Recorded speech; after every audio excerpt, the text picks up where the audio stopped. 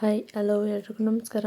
Welcome back to YouTube channel Dreams with Deepa ಚಾನಲ್ಗೆ ಸ್ವಾಗತ ಸುಸ್ವಾಗತ. ಯಾರ್ಯಾರೆಲ್ಲ ಸಬ್ಸ್ಕ್ರೈಬ್ ಮಾಡಿದ್ರು ಅವ್ರಿಗೆಲ್ಲ ಮತ್ತೊಮ್ಮೆ ಸುಸ್ವಾಗತ ಅಂತ ಹೇಳಿ ಬಯಸ್ತೀನಿ. ಎಲ್ಲರೂ ಸದಾ ಖುಷಿಯಿಂದ ನಗ್ನಗ್ತಾ ಇರಿ. ಇವತ್ತು ನಾನು ಬೆಳಗ್ಗೆ ಬೇಗ ಎದ್ದು ತುಂಬ ಚಳಿ ಇತ್ತು. ಈ ಚಳಿದಲ್ಲಿ ಏನಪ್ಪ ಮಾಡೋದು, ಊಟ ಮಾಡೋದಕ್ಕೂ ಇಂಟ್ರೆಸ್ಟ್ ಇರಲ್ಲ, ಸ್ವಲ್ಪ ಹೊತ್ತು ನಿದ್ದೆ ಮಾಡೋಣ ಅನಿಸ್ಬಿಡುತ್ತೆ. ಆ ಥರ ಚಳಿ ಇದ್ದಾಗ ಸ್ವಲ್ಪ ಹೊತ್ತು ನಿದ್ದೆ ಮಾಡೋದೇ ತುಂಬ ವಾಸಿ ಅನಿಸುತ್ತೆ. ಹಾಗೆ ಜೆರ್ಸಿ ಕೂಡ ಚಳಿದಲ್ಲಿ ಜೆರ್ಸಿ ಹಾಕ್ಕೊಂಡು ನಾನು ಇವತ್ತು ಬೇಗ ಎದ್ದು ಒಂದು ಲೋಟ ಕಾಫಿ ಮಾಡ್ಕೊಂಡು ಕುಡಿತಾ ಇದ್ದೀನಿ. ನನ್ನ ಮಗಳಿಗೂ ಹಾಲು ಕಾಯಿಸ್ಕೊಟ್ಟೆ. ಹಾಗೆ ಇವತ್ತು ಬ್ರೇಕ್ಫಾಸ್ಟ್ಗೆ ಪಲಾವ್ ಮಾಡ್ಕೊತಾ ಇದ್ದೀನಿ, ತರಕಾರಿ ಪಲಾವ್ಗೆ ಬೇಕಾಗಿರೋ ಸಾಮಗ್ರಿಗಳು ಹಾಗೆ ಮಸಾಲೆಗೆ ಇವತ್ತು ರುಬ್ಬೋದಕ್ಕೆ ನಾನೆಲ್ಲ ಕಟ್ ಮಾಡಿ ಸಣ್ಣ ಸಣ್ಣ ಪೀಸ್ ಮಾಡಿ, ಒಂದು ಈರುಳ್ಳಿ, ತೆಂಗಿನಕಾಯಿ, ಕೊತ್ತಂಬರಿ ಸೊಪ್ಪು, ಪುದೀನ ಸೊಪ್ಪು ಮತ್ತು ಬೆಳ್ಳುಳ್ಳಿ, ಶುಂಠಿ, ಚಕ್ಕೆ, ಲವಂಗ ಎಲ್ಲ ಹಾಕಿ ಒಂದು ಜಾರ್ಗೆಲ್ಲ ಹಾಕಿ ಇಟ್ಕೊಂಡಿದ್ದೀನಿ. ಹಾಗೆ ನುಣ್ಣಗೆ ತೆರೆ ಸ್ವಲ್ಪ ಕಡಲೆಪಪ್ಪು, ಸ್ವಲ್ಪ ನೀರು ಹಾಕಿ ನುಣ್ಣಗೆ ತೆರೆಯಾಗಿ ರುಬ್ಕೋಬೇಕು. ಮಸಾಲ ಕೂಡ ರೆಡಿ ಆಯಿತು. ತರಕಾರಿ ಏನೇನೆಲ್ಲ ಕಟ್ ಮಾಡಿ ಇಟ್ಕೊಂಡಿದ್ದೀನ ನೋಡೋಣ ಬನ್ನಿ.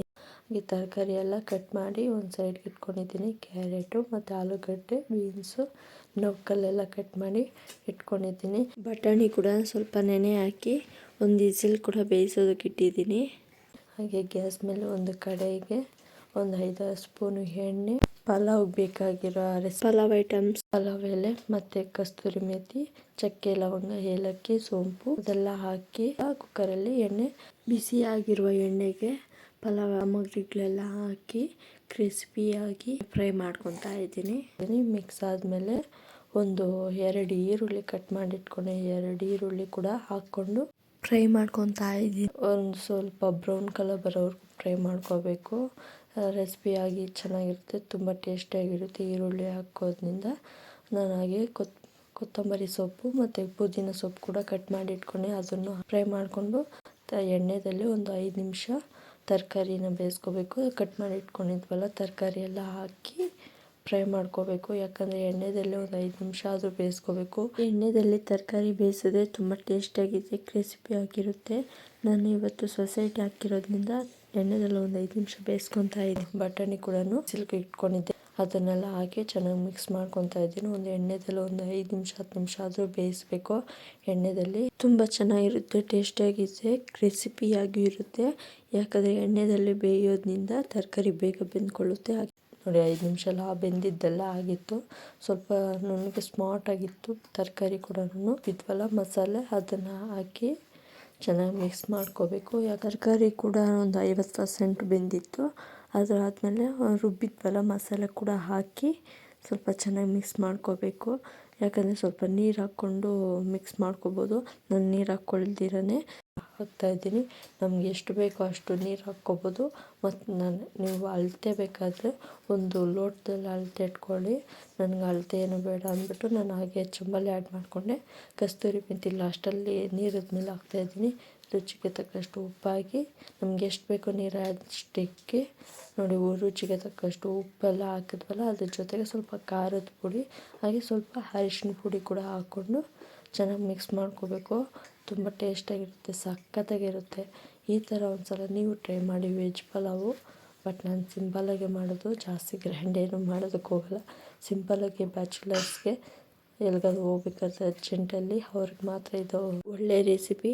ಇದು ಯಾರ್ಯಾರಿಗೆಲ್ಲ ಇಷ್ಟ ಆಗುತ್ತೋ ಅವರೆಲ್ಲ ಟ್ರೈ ಮಾಡಿ ನೋಡಿ, ತುಂಬ ಚೆನ್ನಾಗಿದೆ. ನಾನು ನೋಡಿ ತರಕಾರಿ ಕೂಡ ತುಂಬ ಚೆನ್ನಾಗಿ ಬೆಂದಿತ್ತು, ನೀರು ಕೂಡ ಕುದಿ ಬಂದಿತ್ತು, ತುಂಬ ಚೆನ್ನಾಗಿ ಘಮ ಘಮ ಅಂತ ವಾಸನೆ ಬರ್ತಾಯಿತ್ತು. ಬಟ್ ನೋಡಿ ಕಲರ್ ನೋಡಿ ಯಾವ ರೀತಿ ಇದೆ ಅಂದರೆ. ಹಾಗೆ ಅಕ್ಕಿ ಒಂದು ಬೌಲ್ಗೆ ಹಾಕ್ಕೊಂಡು ತೊಳೆದು ಒಂದು 2-3 ಸಲ ನಾನು ಇವತ್ತು ಸೊಸೈಟಿ ಅಕ್ಕಿನೇ ಆ್ಯಡ್ ಮಾಡ್ಕೊತಾ ಇದ್ದೀನಿ. ಸೋನಾ ಮೈಸೂರು ಅಕ್ಕಿ ಎಲ್ಲ ಆ್ಯಡ್ ಮಾಡ್ಕೊಳಕ್ಕೆ ಹೋಗಿಲ್ಲ. ಇವತ್ತು ಯಾವ ಥರ ಇರುತ್ತೆ ರೈಸು ನೋಡೋಣ ಬನ್ನಿ.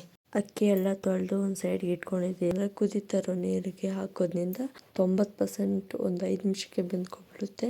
ತರಕಾರಿ ಎಲ್ಲ ಬೆಂದಿತ್ತೋ ಎಲ್ಲ ನೋಡ್ಕೋಬೇಕು. ತರಕಾರಿ ಬೆಂದಿದ್ದಾದಮೇಲೆ ಕುದಿತಾರೋ ನೀರಿಗೆ ಅಕ್ಕಿ ಆ್ಯಡ್ ಮಾಡ್ಕೊತಾ ಇದ್ದೀನಿ. ಕ್ಲೀನಾಗಿ ಒಂದು 5 ನಿಮಿಷ ನೆನೆಸಿಟ್ಕೊಂಡಿದ್ವಲ್ಲ ಅಕ್ಕಿನ ಹಾಕ್ಕೊಂಡು ಚೆನ್ನಾಗಿ ಮಿಕ್ಸ್ ಮಾಡ್ಕೋಬೇಕು. ಯಾಕಂದರೆ ಇದು ಸೊಸೈಟಿ ಅಕ್ಕಿ ಆಗಿರೋದ್ರಿಂದ ಪ್ಲೇಟ್ ಮುಚ್ಚದಿರನೇ ಒಂದು 5 ನಿಮಿಷ ಆದರೂ ಚೆನ್ನಾಗಿ ಮಿಕ್ಸ್ ಮಾಡಿಕೊಂಡು ಉಪ್ಪು ಖಾರ ಎಲ್ಲ ಏನಾದರೂ ಕಡಿಮೆ ಇದೆಯಾ ಜಾಸ್ತಿ ಇದೆಯಾ ಅದನ್ನು ನೋಡಿಕೊಂಡು ಚೆನ್ನಾಗಿ ಮಿಕ್ಸ್ ಮಾಡಿಕೊಂಡು ರುಚಿ ನೋಡಿಬಿಟ್ಟು, ಯಾಕಂದರೆ ರೈಸ್ ಆದಮೇಲೆ ರುಚಿ ನೋಡೋದಕ್ಕಾಗಲ್ಲ. ಅದ ಕಾರಣಕ್ಕೋಸ್ಕರ ಅಷ್ಟೇ.